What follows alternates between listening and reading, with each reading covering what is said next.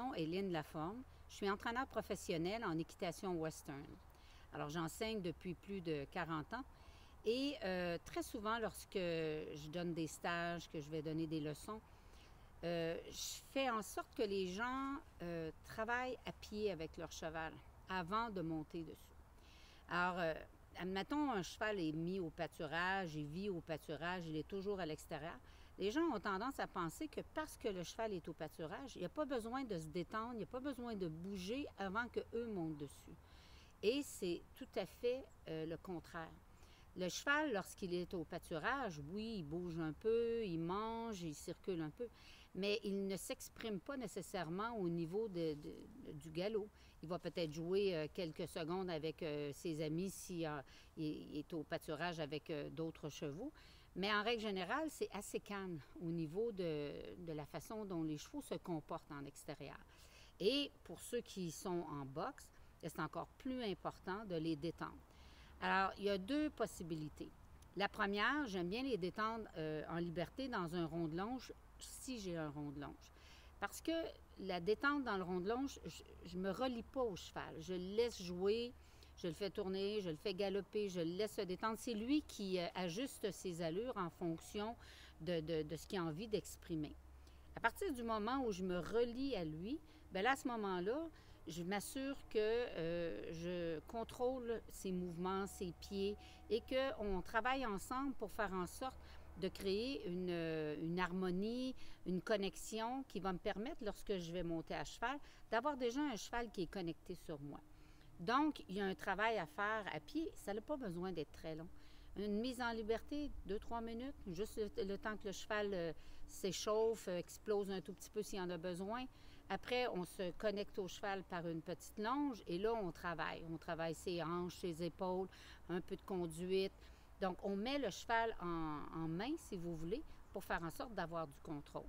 Si c'est un cheval qui est en boxe, c'est la même chose. On le laisse se détendre et après ça, on travaille. Le cheval peut être sellé.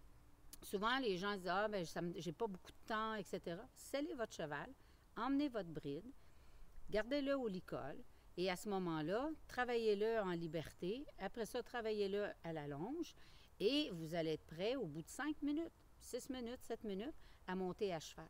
Et vous allez sauver énormément de temps lorsque vous allez être assis à cheval parce que si le cheval, il a de l'énergie négative, il est tendu, il n'a pas pu s'exprimer, bien là, à ce moment-là, ce que vous allez être obligé de faire, vous allez être obligé de passer 10 minutes à le détendre, assis sur son dos, au lieu de l'avoir fait pendant 2-3 minutes lorsqu'il est en liberté.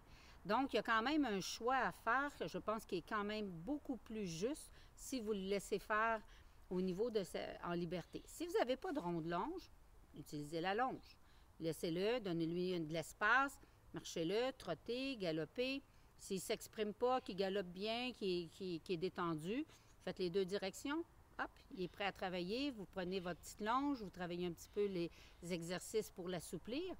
Et ensuite de ça, vous êtes prêt à travailler à cheval. Vous avez encore 45 minutes ou 40 minutes ou 30 minutes pour travailler votre cheval et faire en sorte que ce cheval-là, tout le travail que je mets sur son dos, il soit positif et non que j'ai 10, 15, 20 minutes à être obligé de le mettre attentif à moi et de le détendre.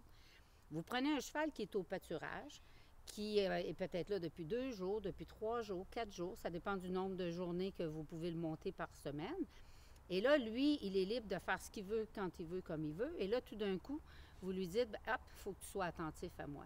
Donc, c'est important, je pense, de faire en sorte que votre cheval, vous le travaillez à pied pour développer cette communication-là, cette connexion, pour faire en sorte que vous pouviez la transposer après ça lorsque vous êtes à cheval. Donc, c'est le conseil d'aujourd'hui. Et si vous avez quelques questions que ce soit, ne vous gênez pas, vous pouvez me mettre des commentaires sous la vidéo. Cliquez sur « J'aime » si vous avez aimé. Si vous décidez de souscrire à ma chaîne YouTube, à tout simplement souscrire et peser sur la petite cloche pour faire en sorte de recevoir les informations au moment où mes vidéos, trucs et conseils de Lynne apparaissent sur ma chaîne YouTube.